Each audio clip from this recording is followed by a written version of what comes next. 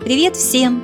Стамбул – это город тайна, и здесь все, на чем останавливается взгляд, имеет свою историю и окутано легендами. И дворец Топкапы со знаменитым гаремом – это самое загадочное место в Стамбуле.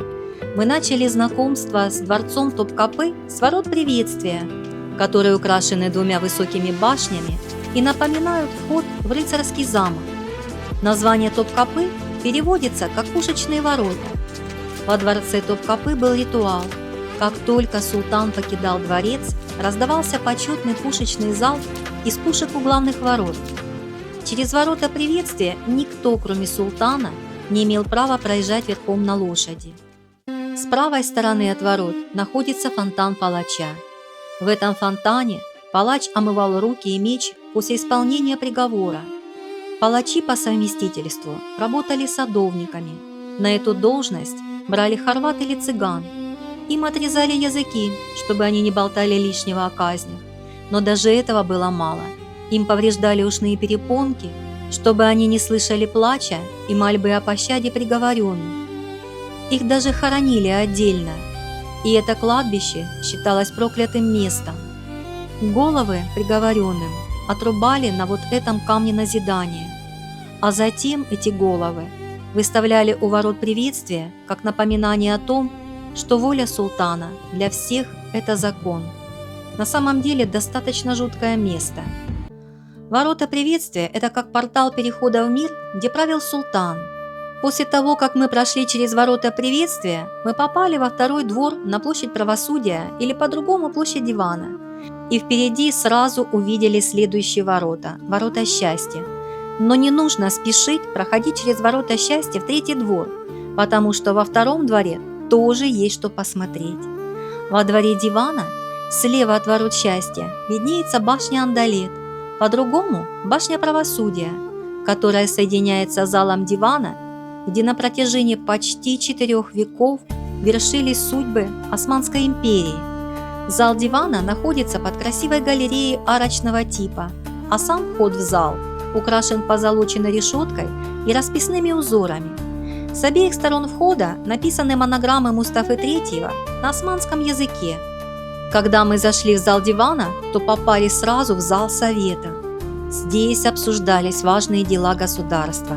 Здесь объявлялись войны, заключались миры и назначали новых визирей. Вдоль стены стоит длинный диван, на котором сидели эти самые визири, а над этим диваном золоченая решетка, которая на самом деле была тайным окном султана. Султан не присутствовал на заседаниях совета, но он мог наблюдать и слышать все, о чем говорят на заседании, оставаясь невидимым. Визири никогда не знали, слушает султан их обсуждения или нет, и это создавало ощущение его постоянного присутствия. Это окно называют всевидящим оком султана. А в соседней комнате зала дивана записывались принятые в зале совета постановления. Затем эти записи отправляли в архив. В этом зале также проходили церемонии бракосочетания дочерей султанов с их избранниками. В этом же здании с левой стороны находится вход в гарем, а с правой стороны зала дивана находится здание казначейства, где хранилась государственная казна. Сейчас здесь находится музей оружия. Но и, наконец, ворота счастья, или по-другому, ворота блаженства. Эти ворота ведут в третий внутренний двор Эндерун, который был жилой частью для султана, его семьи и окружения. И никто не мог пройти через эти ворота без разрешения султана, даже великий визирь. Сейчас здесь очень много желающих сфотографироваться с охранниками этих ворот. Раньше в проходе ворот располагались помещения главного евнуха гарема и белых евнухов, которые контролировали проход в третий внутренний двор. Прямо к воротам счастья примыкает мраморная колоннада зала уидиенций, где султан работал и принимал иностранных послов, а напротив вот этого окна с золоченой решеткой принимались дары султану. Дворец и гарем дворца охраняли стражники «зюлюфлю балтацелят», что в переводе означает «топорщики с косами». Это был корпус дворцовой стражи, состоящий из евнухов и мужчин-служителей, обученных охране дворца и гарема. У них были косы зюлюфлю или длинная челка. Это делало их узнаваемыми. В качестве орудия использовались топоры, иногда мечи или кинжалы. А иногда к их униформе добавлялись головные уборы с небольшими заслонками перед глазами, чтобы эти охранники видели проход, но не могли наблюдать за женщинами гарема. У них были свои общежития, оборудованные спальными комнатами и расположенные у входа, чтобы они могли немедленно реагировать на опасность. У некоторых из них были обязанности табакубаши. Они отвечали за снабжение дворца припасами для кальянов, а также занимались чисткой кальянов и его трубок. Табакубаши подавал табак султану в его покоях и поэтому занимал почетное место среди слуг султана. После входа в гарем мы сразу попали в комнату начальника черных евнухов гарема. Через него проходили все дела гарема, контроль за входом, распределение обязанностей среди евнухов и персонала. Черные евнухи были одной из самых значимых и влиятельных групп во дворце Топкапы. Им доверяли доступ к самым приватным зонам дворца, даже покои султана. Черные евнухи жили в отдельных корпусах гарема. У них были свои отдельные комнаты, достаточно уютные и обогреваемые каминной печью. У них был свой двор, свой хамам, своя молебная комната и даже своя мечеть. На стенах этой мечети есть старинные панно. На одном из них изображение горы Арафат, расположенной в месте недалеко от Мекки, которая считается священной в исламском мире. А на втором панно изображена мечеть пророка в Медине, в которой находится гробница пророка. Так что жизнь черных евнухов во дворце Топкапы была достаточно комфортной. В гареме дворца Топкапы содержались сотни наложниц.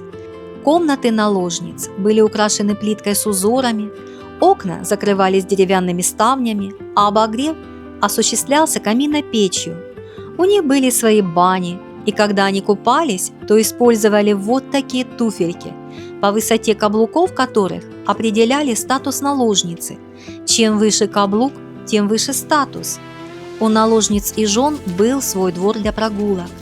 Но главной мечтой каждой рабыни было пройти вот по этому золотому пути в покое султана на ночное свидание, и если повезет, то родить ему сына и после этого обрести влияние в этом дворце. Кроме самого падишаха и евнухов, ни одна нога мужчины не имела права ступить на этот путь. Самый роскошный зал в гареме Топкапы – это императорский зал, или по-другому тронный зал. Здесь принимались фаворитки, жены, главные члены гарема и высокопоставленные придворные. Зал также использовался для праздников, и тогда музыканты играли на балконе второго яруса. Наложницы танцевали в центре зала, а гости размещались на диванах. Но главный элемент этого зала, конечно же, трон султана, который стоит на возвышении, подчеркивая его власть над присутствующими. Этот зал был связан с жилыми покоями наложниц и комнатами черных евнухов, которые осуществляли контроль и безопасность. Через специальные двери по золотому пути наложницы приходили к султану, соблюдая при этом протокол. Право на визит имели только те наложницы, которых выбрал сам султан или которые были рекомендованы матерью султана Валиде Султан. Наложница готовилась к приему целый день. Она мылась в гаремной бане, затем ее облачали в наряд из тончайшего шелка, на нее надевали самые лучшие украшения – жемчуг, изумруды, бриллианты и добавляли легкий аромат благовоний и масел. К покоям султана ее сопровождали черные евнухи по золотому пути. Войдя в покои султана, девушка приветствовала его поклоном, не поднимая взгляда, и ждала, пока он не заговорит первым и поднимет ее голову, чтобы посмотреть ей в глаза. Если султан оставлял наложницу на ночь, она становилась избранной, и ее статус в гареме сразу же повышался. Ей предоставляли собственные покои, служанок, дарили подарки султана. У фавориток даже был свой двор для прогулок с видом на бухту Золотой Рог. Если султан оставался доволен ночью, проведенной с наложницей, то на следующее утро он разбрасывал золотые монеты по коридору Золотого пути, которые собирали черные евнухи и передавали новоиспеченной фаворитке. Ни одна наложница не могла сама прийти к султану. Нарушение протокола каралось изгнанием из гарема и даже смертью. По одной из легенд, неверных или неугодных наложниц ночью сбрасывали по длинной трубе в воды пролива Босфор. Легендарной Хюррем-Султан, девушке Александре из украинского села, удалось пройти весь этот путь от рабыни гарема дворца Топкапы до статуса официальной жены правителя Хасеки Султан. Мать султана, Валиде Султан, управляла гаремом. У нее были свои апартаменты, а также свой отдельный двор. У султана была своя молитвенная комната в приватных покоях для ежедневной молитвы. Он также использовал ее для размышлений в полном уединении. Эта комната соединена с фруктовой комнатой, которую использовали для подачи фруктов султану. Стены фруктовой комнаты украшены лаковой росписью с изображением фруктов и ваз с цветами. В гареме также была своя музыкальная школа. В ней девушки гарема учились играть на струнных инструментах, петь и танцевать. Здесь же они подготавливались к выступлениям перед султаном и на праздниках. Ну и, конечно же, нужно рассказать про кухни дворца Топкапы. Комплекс кухонных зданий виден еще при подходе к воротам счастья. Здесь готовилась еда для 4000 человек, проживающих во дворце. Для султана была своя кухня Кушане, в переводе «птичий дом». Здесь готовили блюда только для султана и его семьи. Весь гарем – это как свой город внутри дворца, с запутанными лабиринтами и тайными ходами. Когда мы вышли из гарема, то пошли в 4-й двор и зашли в павильон Меджидия, который использовался как летняя резиденция в то время, когда главным дворцом султана уже был дворец Долмабахче. Самый красивый зал в павильоне Меджидия – это приемная. Здесь султан принимал официальных гостей, дипломатов и высокопоставленных придворных. Зал для приема простых визитеров более простой, и его часто использовали для чаепитий и легких угощений. Вход в павильон тоже очень красивый, с потолком, украшенным росписью позолотой, красивой люстрой, зеркалами в позолоченной оправе, огромными вазами-подсвечниками с обеих сторон от входа. Все это придает торжественности, когда входишь в павильон. А окна зала павильона выходят на террасу с панорамным видом на Босфор. На территории дворца Топкапы есть павильон священной мантии и святых реликвий. Чтобы его посетить, нам пришлось отстоять достаточно длинную очередь, а затем накинуть на себя выданный бесплатно халат, чтобы прикрыть плечи и колени. В этом зале хранится священная мантия пророка Мухаммеда, которую он носил при жизни. Во время Рамадана султан лично молился перед этой мантией. А вот в этой шкатулке из золота с драгоценными камнями хранится осколок зуба пророка Мухаммеда. Здесь же, в этом зале, хранится десница Иоанна Крестителя в золотой оправе и часть черепа святого апостола Петра, а также хранится отпечаток стопы пророка Мухаммеда. В этом зале можно увидеть одежды исламских пророков, древний Коран, письма, а также посох святого Моисея. Во дворце Топкапы есть императорская сокровищница, где хранятся сокровища Османской империи. Самые известные из них – это изумрудный кинжал Топкапы, который стал известен благодаря знаменитому фильму Жюля Дассена «Дело Топкапы». Рукоятка этого кинжала украшена 3 крупными изумрудами, а на кончике рукоятки кинжала под крышкой спрятаны миниатюрные часы. Согласно легенде, этот кинжал служил орудием убийства многих претендентов на престол султана, а часы на рукоятке фиксировали время смерти. Здесь также хранится не менее известный алмаз ложечника с весом алмаза 86 карат и обрамленный в серебряную оправу 49 бриллиантами в 2 ряда. Он тоже имеет свою легенду. По легенде, этот алмаз нашел бедняк в мусоре, который затем обменял у ложечника на 3 деревянные ложки. Вот отсюда и название «Алмаз ложечника».